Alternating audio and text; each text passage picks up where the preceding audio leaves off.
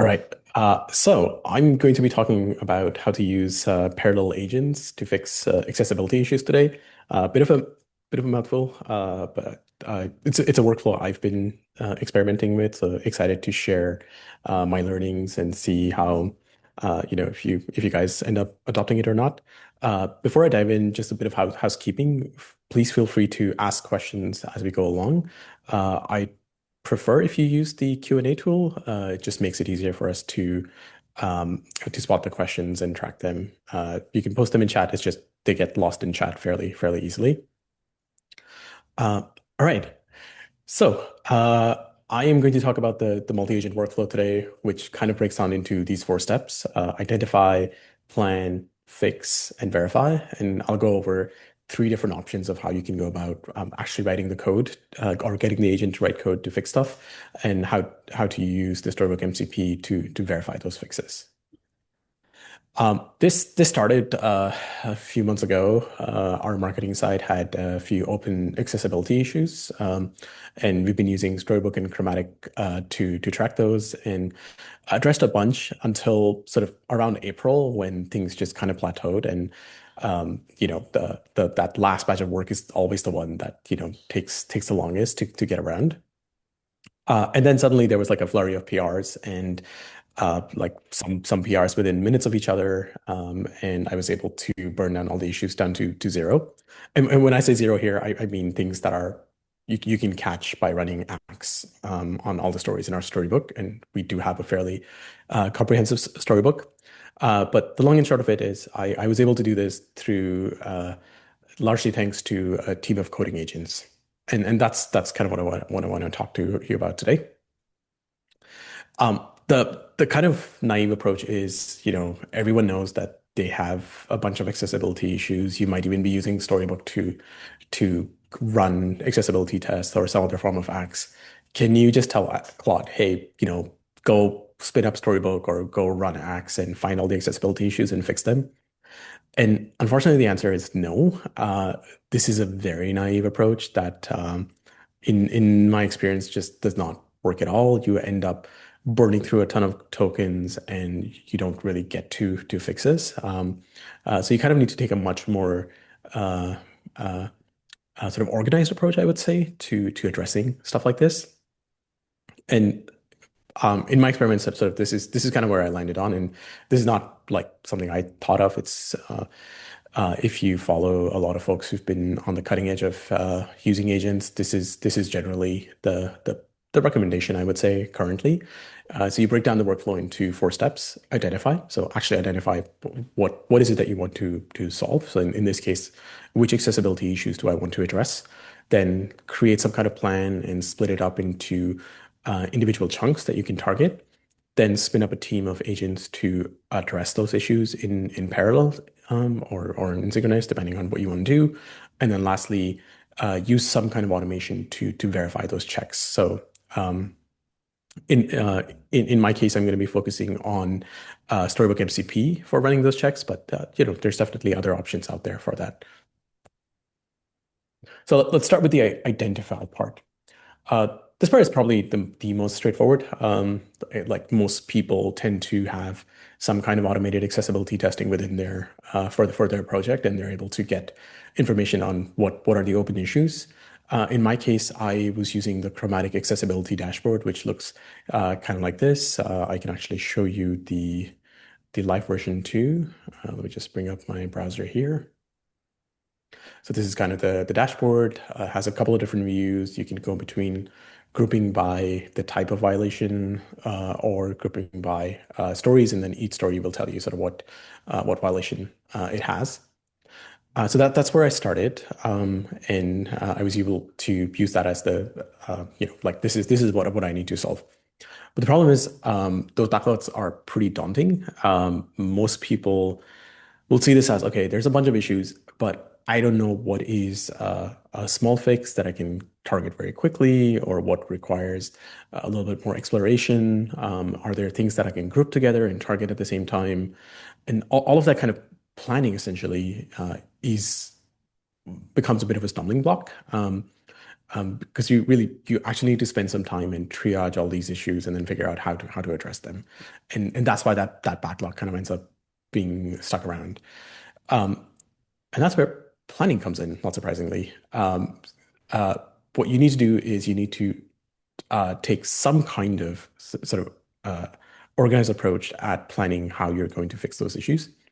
And one sort of obvious option is, mm, depending on the coding engine that you're using, I would say all of them at this point have some kind of plan mode built in. You can just use that. You can tell Claude, hey, like these are the issues. How would you fix them? And again, I would say I find that default mode a bit lacking because it tends to make a bunch of assumptions or inferences and tries to fill in the gaps and come to the solution on its own, when the easier option would be to just ask you to provide a little bit more context around the code base or the problem. So a better approach is to use um, sort of more of an interview based planning, and there are skills for it.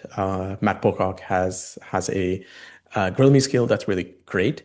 But lately, I've been experimenting with this tool called Oh My Claude, which essentially it lives inside Claude. You install it through npm or through like a shell command directly, and it gives you a much more sort of superpowered version of planning where it actually spins up a team of agents to help you plan things better. It allows you to do a lot more than that. This is an example of a harness, and I'll get to harnesses in a minute in more detail. But for the time being, let's just focus on the planning aspect of it. So with Oh My Claude, you get a few different plan modes. You get an interview mode similar to the Grill Me skill, where it will ask you a bunch of questions about to try and gather more information around the project, around the issues, and how you want to address them. For example, if there's a color contrast issue, do you want to use existing tokens or do you want to come up with a new color? Like really, really basic stuff like that, instead of Claude making a bunch of assumptions and then just trying to do that for you. And then it has a few other modes like direct, where it's a small problem and you know exactly what do you want to do, so you can just skip the interview and then give it much more detailed information. Consensus is a really cool mode, which is I find that helpful for larger projects where you really want to get like shake that plan and make sure that you're accounting for everything. So in this case, it will run multiple passes of planning and then running it through a review from an architect subagent, then a critic subagent, and keeps on going until they all kind of have the same consensus. So that's where the team aspect comes in really handy. And then review is sort of just if you have an existing plan, you can get another agent to review. So having two agents review each other's work, I find leads to good output. So a combo that I end up using a lot is the interview and review. So use the interview mode to start with the plan and then review. And that's exactly what I did for these accessibility issues, and they worked quite well. So how does that work? Let me show a real quick demo. I won't make you sit here for the whole thing. But essentially, OMC is running inside my Claude here, so you can see which version exactly that I'm running. So I need to give it some information about how, um, like what are the issues that you want to solve. And one the option I kind of landed on was this rules-based view where you can see these are the different types of issues. So that's like a natural grouping. Like you can target all the images that are missing alt text. That's like a great issue on its own kind of thing. So you need to put this information into Claude somehow.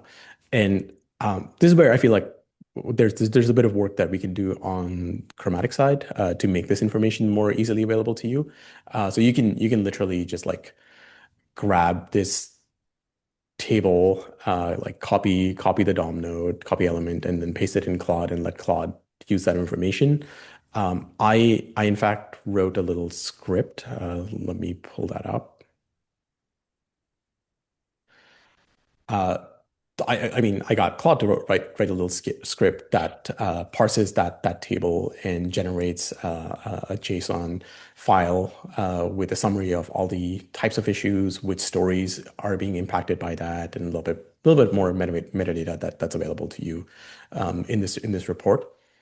So what I did was essentially I would drag and drop that file in here, the accessibility violations JSON file, and then write something like, "Hey, analyze this report and create a plan to fix these accessibility issues."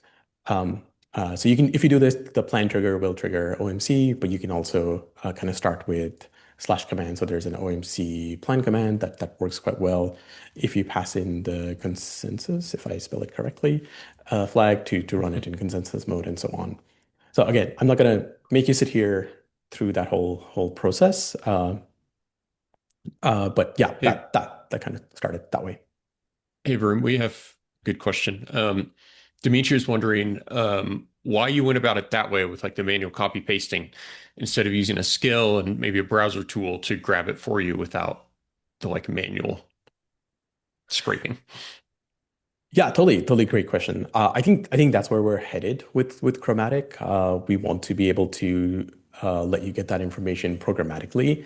For the time being, this was like a kind of like an isolated uh, project that I was working on. So this was a quick and dirty way for me to get that information. But yeah, you can like if this is a thing you're going to be running multiple times, then yeah, definitely like invest in that. Like use the playwright MCP or something to automate that for you.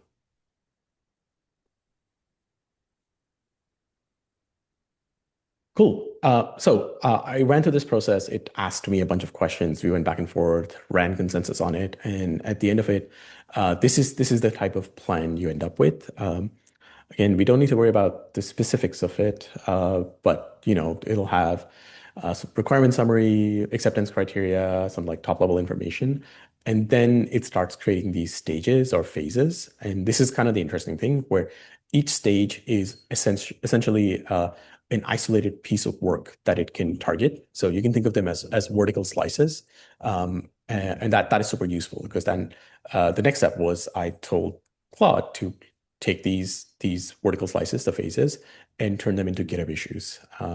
And that's kind of so we went from this backlog of accessibility issues to a bunch of open GitHub issues where each issue was fairly targeted. It had all the context that Claude would need to work on that particular task, including how to validate that fix and so on.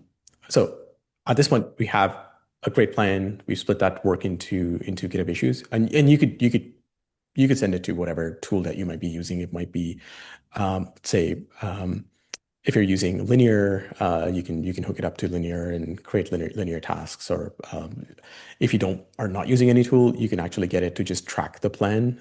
So within, if I go back to my source code here, you'll notice that there's an .omc folder within the project. It has plans, it tracks state, all of that kind of stuff. So it can actually track the progress of the plan right here itself. So you don't need an external tool, but if you have an external tool, then it opens up more possibilities.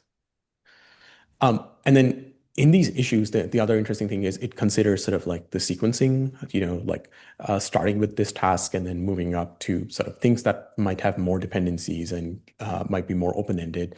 So it considers that. It considers things like if there is dependencies between tasks. So I'll come to this issue up top, which is an interesting one where the root issue was in a design system for our site. So you have to fix the design system first and then update it. So it's actually like a dependency across two repositories. So it accounts for that too.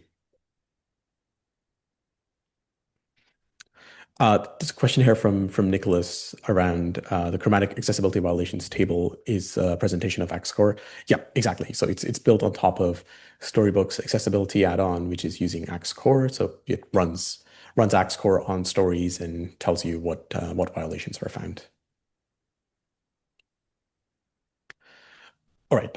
So that's the bit where like you're starting to use multiple agents already to plan, and then the next step is actually writing the code to fix this stuff and then verifying that the fixes worked. And for that, there's sort of two parts to it. For fixing the actual coding part of it, my learning was to use agent harness for coding because it improves the output dramatically and just lets the agent be much more uh, like run on its own without needing a lot of input or sort of course correction. And then the other thing is having some kind of automated testing for verifying the fixes, that whether they're actually working or not. So, what exactly is a harness? This is a term that you may or may not have encountered. It's definitely something like I would say quite popular right now. There's tons of harnesses out there.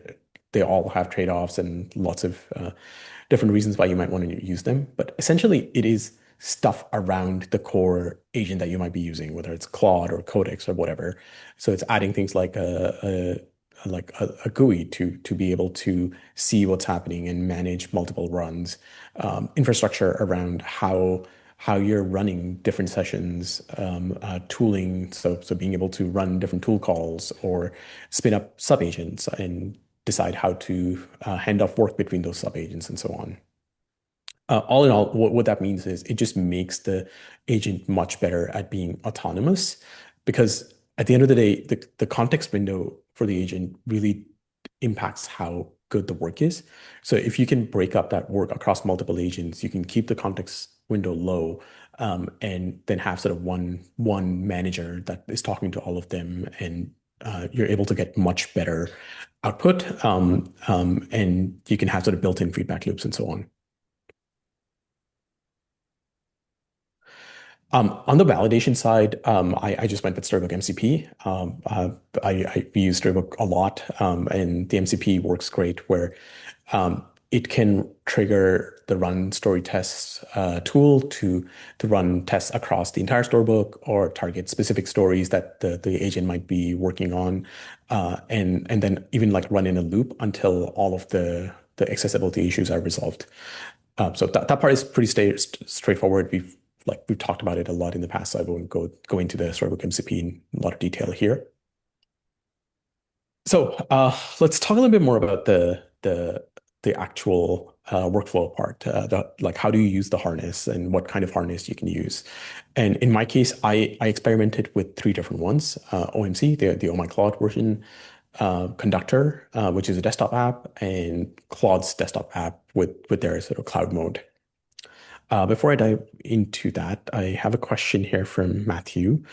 Have you guys done any work on types of issues that fall between what Axe catches and full WCAG compliance? We've been good about keeping Axe issues near zero through CI/CD, but we're struggling to automatically catch the kinds of issues that show up in third-party audits. For example, navigation flow and screen reader experience. Um, not through the storybook and chromatic work, I would say. Yeah, I think the axe kind of work issues are the low-hanging fruit that you should definitely address. But then I think both Kyle and I agree here that the rest kind of does depend on a lot of manual audits or third-party audits and then addressing them. Not sure if you have more to add there, Kyle. Just that while I wouldn't trust them super heavily at the moment, I do think that agents are going to provide a way to fill more of that gap. So right now, if automated takes you 50% of the way there, and then you've got another 50% to do manually, maybe agents eventually get us to like 75. But there needs to be a lot of validation work before we can really trust that. Totally. Are there tools that you're playing around with that do stuff like that? I mean, I know DeQ, the people that make Axe Core, they have a paid like Axe Pro kind of thing that uses AI to intelligently kind of navigate your app and do the more interactive stuff like that. That's been around for a couple of years, so it's just not good enough to like fully replace manual testing. Right. Oh, that's pretty cool. All right, cool. So yeah, let's go into the three workflows, starting with OMC team. Again, I'm not gonna make you sit here while the agent is working, but I'll quickly sort of walk through what that looks like. So you run a prompt that looks something like this. Oh my Claude, uh, the team slash command, the five indicates how many subagents that you want to do you want to spin up and what type of sub-agent. So you can spin up Claude, you can spin up Codex, you can spin up Gemini, you can mix and match all of them. In my case, I mostly use Claude Code, so I just said, hey, 5 Claude agents, and then work on GitHub issues 75 through 79, one per worker, and then for validation, run story tests to ensure that things are actually working as expected.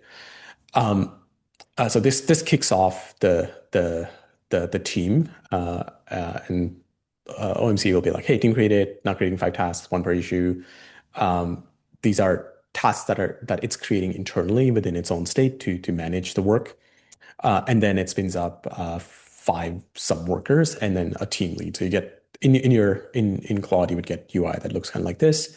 And then you can actually go in and open up individual workers and see what they're doing. But generally, you'll get information on, hey, these 5 workers are running in parallel, what all of them are doing, how many tokens they're using, and so on. And if any of them require your input, that bubbles up to the top, and you can respond to what they need. But this is all running locally in parallel, and they kind of all work on individual branches. And once they're done, you end up with something like this, where you get a little summary of, hey, these are like all the workers are done. I opened up pull requests with the specific fixes. Um, so this works quite well. But the one thing that happens here is they're all using the same Storybook instance. So when they want to run verification checks, they're kind of like pausing and waiting for each one. So they switch, they check out the correct branch, run Storybook, uh, do their work, then hand it off to the next worker. So the team lead is kind of managing that handoff. So sometimes they trip up, and one of the workers might pause, and you have to kind of nudge it to get started again. So it's not like you do have to respond to it every once in a while. It's not a set it and forget it workflow for sure. And to be honest, like not all the workflows that I'm sharing are not at that level. They do require input from you, the human. But yeah, this works quite well as a local workflow. Um, uh, and I'd say like it's also quite fast because they're all kind of like working in parallel. The other tool that I used was Conductor. So Conductor is a desktop app. So let me bring that up for you all. It looks something like this. And this is similar to OMC, that it's a harness, but it has some other cool features. It integrates with your Git provider, and will actually monitor the CI. And if something fails in CI, it will keep running a loop until things pass. So the way this works is I have a bunch of repositories on the side, and each repository has multiple workspaces. So if I spin up a new workspace, it will create essentially a new Git work tree. And then in this Git work tree, you can configure, when this workflow, this workspace loads up, what do you want to do as a setup? So in my case, just run yarn install. And you can also specify a run script. So in my case, I am running yarn storybook. So if I go back to this workspace and hit run, it starts up storybook. A Conductor doesn't have a built-in browser, so if I click open, it's actually just going to open up Storybook in the browser. It's still loading, so it doesn't show up yet. But the idea is each workspace gets this special Conductor port environment variable, and you can use that to start up your dev server on that port. So what that allows is each workspace can run their own individual instance of Storybook. And uh, that's helpful because that means that they can all run uh, accessibility tests individually without having to sort of swap between the same Storybook instance. Now Hey, within, Varun. yep. As you go through this conductor workflow and talk about get work trees, there's a specific question. How do the subagents work if there are conflicts between their PRs? So maybe toward the end, just want to make sure that you're able to cover that. Yeah, I can I can address that right now, to be honest. I haven't really encountered that much. But if you do run into that, then you just follow up and say, hey, rebase this off of main or whatever, and then the agent is able to resolve those conflicts fairly well. But generally, because of the way you do the planning and the way it splits up work, it tends to be done in a way that it avoids conflicts. Obviously, in some cases, you are going to have conflicts, especially in a large code base. But yeah, I find that the agents tend to be good at rebasing, but that tends to happen once the PR is open and you're able to like see those issues within GitHub itself. Thanks. Cool. So in Conductor, there isn't like an orchestrator that spins up the team for you. You have to individually create the workspaces. So in each workspace, really the prompt was as simple as, hey, work on this particular GitHub issue, and that issue has enough context for it to just go and do its thing. And in most cases, it was just like that. That one prompt was enough. In some cases, it did require some follow up from me to get it to finish its work. But mostly that's kind of enough. The other cool thing is you can have multiple chats running at the same time. So you could have like one core chat that's working on the work, on sort of the main work that workspace is doing, and then you can start a side chat to kind of like this slash by the way that you get within Claude kind of idea. So you can plan out something else or like have a try out a different idea on the side if you want to. Um, and then, like I said, once the work is done, you can actually just get it to create a PR from within here. So these ones are already merged, but you can see it's giving me live status from GitHub that this PR was created. It has been merged. If it was still open and the CI was running, you get that CI information in here too. So if a particular CI check failed, it will then automatically run checks it'll run a loop to push fixes to address that. Obviously, it depends on the type of check you're running. Some checks don't give enough information to the agent to be able to address it, but in most cases, you end up getting that. One thing I should mention here is that that idea of being able to run multiple storybooks, it's a little bit clunky right now because of the way Storybook works. So Storybook exposes um, its MCP at the local host, the local storybook that you're running slash MCP. But the way it works is you probably have a .mcp.json in your project, and when the conductor workspace starts up, it is going to read that to connect to that MCP. So unfortunately, you can't just like drop in environment variables here in that JSON file. You have to hard code that value. So to get around that, what I did was I've written a little startup script. So this is something that's part of the startup script that or run script that conductor runs for me. It just reads the conductor port and updates the mcp.mcp.json file to use that particular port. So that means you do end up having to clean up post, like once your work is done before you merge the pull request to clean up that port or have that as part of the cleanup task. But again, this is something that we are actively addressing in Storybook, so you won't have to do this in the future. Kyle, I think you know a lot more about that if you want to talk about that. Yeah, I don't fully understand the technicals, but Next.js does this, for example, where instead of having a MCP server that is specific to a particular app, there's just like a global Next.js MCP server, and then somehow it knows which apps are running locally and can automatically connect to them. So we're going to take whatever learnings we can glean from there and provide the same experience. Yeah, I'm really looking forward to that. I think this workflow is a little bit clunky, but it's helpful if you really want to run stuff in parallel at the same time. So yeah, that's Conductor. To be honest, like in real world usage, this is what I ended up settling on for this particular type of work. And I'll talk about sort of like when to use which one and which one I prefer out of the three options. But yeah, this you can see these are the actual PRs that ended up being merged to complete the task that I was taking on.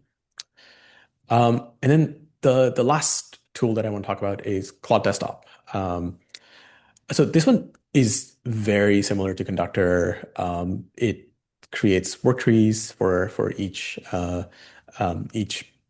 sort of session that you create if you're working locally. But it also has a cloud mode, and when you do cloud mode, you just get like a complete sandbox that's running in Claude's infrastructure. So you can do all kinds of stuff in there and not have to worry about tripping up against other sessions. And again, similar to Conductor, it has built-in integration with your Git provider and CI checks and stuff. So this is kind of what it looks like. This is one of the tasks from that block of work that I was talking about. Again, you can see it has the status from my GitHub repository. And if there's open CI issues, it will monitor that. So I think this particular PR is open, and you can see that it's monitoring the CI. And if there is with this option checked, if there's any failures, it will address that. Or if you drop in a comment on GitHub, it will address that, which is really cool. Um, but the other thing that is really cool here is you can get it to do work across multiple repositories. So, for example, it's defaulting to the marketing repository, but I can also add in Tetra, which is our design system. So for this particular task, like I said, the core issue was in Tetra. So you can see that the prompt that I gave it was work on this issue and open up PR in Tetra first. And then once that's merged in, then update Tetra version in the marketing repo to fix this issue. And that's what it did. Like it opened up so you can see the two PRs. It did the work in Tetra. And then once that was merged in, it was automatically monitoring that, and it just opened up the other PR and just pinged me when it was ready to go. So that was like really, really cool workflow to see that.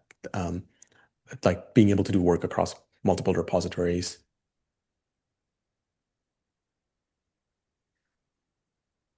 Cool.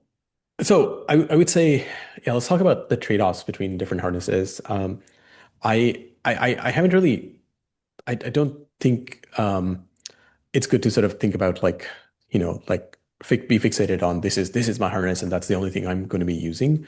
It depends on the context, like what you're trying to do. You know, sometimes OMC team might be a good option. Sometimes Conductor might be a good option, or Cloud Desktop might be a good option. In this particular batch of work, I actually split it across Conductor and Cloud Desktop. So I think 5 out of the 6 issues were Conductor, and then the sixth issue was Cloud Desktop. And with OMC, everything is local. It manages the team for you, which means you have to do less work in orchestrating, but it also means less control for you. And also, it doesn't have any integration with the Git provider or monitoring CI. So you have to manually get Claude to use Loop or something to do that for you. With Conductor, again, it's all local, but it's GUI based. So if you prefer that, then it's a good sort of alternative. And it has those nice Git provider and CI integrations. But the downside is you have to manually spin up the team. So you have to create the workspace for each sort of sub agent that you're creating. And with Cloud Desktop, again, similar idea. You get both the local and cloud version. I find myself using Cloud Desktop exclusively for cloud. For local, I still prefer Cloud Code, the CLI tool. I just find it has a lot more, just more feature rich in general. But because the cloud mode is fully sandbox, it just means you can give it a task and then just close your laptop and walk away and just let it do its thing. But because it's in cloud, it also means that it doesn't have all the tools. So, for example, it will not have Storybook MCP because it's not running Storybook locally. I think you can get it to spin up Storybook and connect to the MCP, but it is quite janky because you have to be able to connect it before the environment spins up or something like that. So that's again hopefully something that we'll be able to target in the future with the work that we're doing on the Storybook MCP side. And just some closing thoughts. Gonna be honest, like when I started experimenting with this workflow, I thought that the sort of the killer thing is going to be getting agents to write multiple PRs at the same time. But by the end, I kind of walked away with actually like getting a team of agents to do planning is where it's at. Like that's where you should be spending most of your time, because if you have a solid plan, the output is just way better than just working with one agent on its own. Um, and then yeah, sure, like having the parallel agents to spin up PRs is also super nice, because you can orchestrate that in the morning, uh, do a bunch of other work, and then you have a bunch of PRs open that you can review all at the same time, in a dedicated session, and not have to kind of bounce back and forth between different agents. So that yeah, that was kind of cool. I think that's everything I wanted to cover today. I'll check if there's any more questions, or if you have more questions, please drop them into the Q&A tool.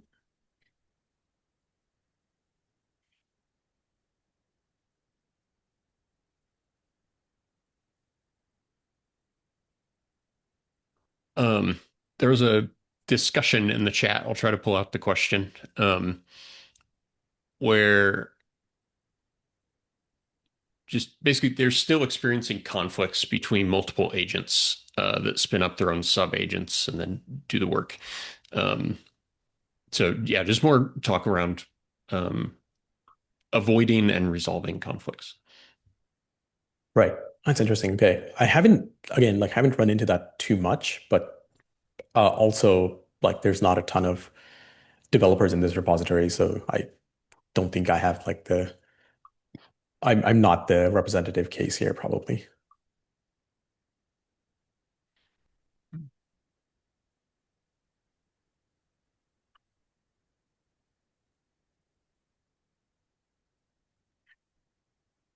I was going to type it, but we might as well answer it. So there's a question about from Tanuju. Sorry if I'm pronouncing that wrong. As a non-accessibility specialist, I'm looking to confirm if Storybook has plans to develop an accessibility-focused MCP server. So Storybook today has an MCP server that will run your component tests, including accessibility checks, if you're using the vtest add-on. So the agent can run those tests with no input from you and then fix the issues itself, again, with no input from you, unless it's necessary. So like if there's like a color contrast issue, it's not going to know how to resolve that because it takes some like subjective design opinion. So it'll kick it back to you to ask. But if it's like a missing ARIA label, it'll just put that on because there's a like definite correct answer. So that's what we have today. We don't have any plans right now of providing more accessibility features than that within MCP. Definitely never say never. It's just not planned. Yep.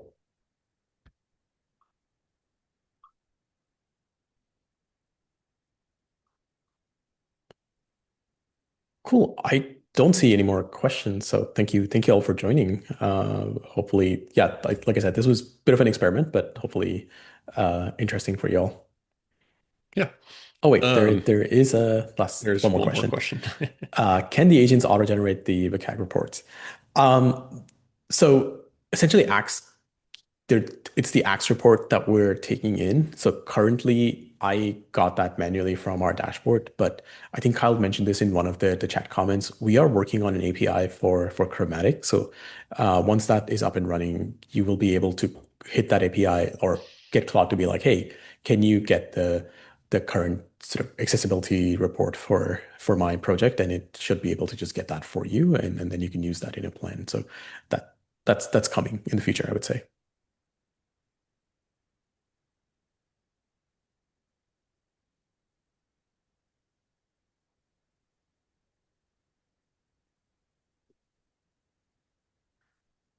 I think there's one more in chat here. Maybe hmm cover comparison of using SCD versus Oh My Cloud. What do you mean by SCD? I'm not sure what that means.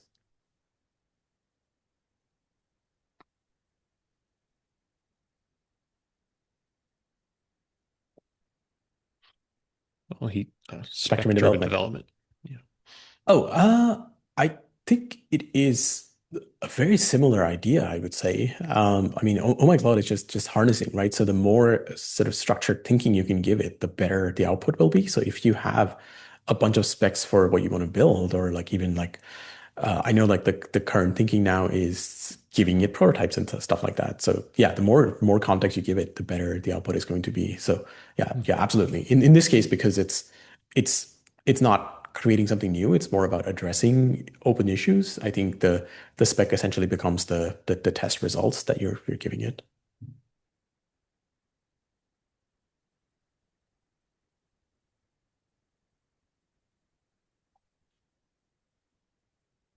Cool. Going once. Going twice.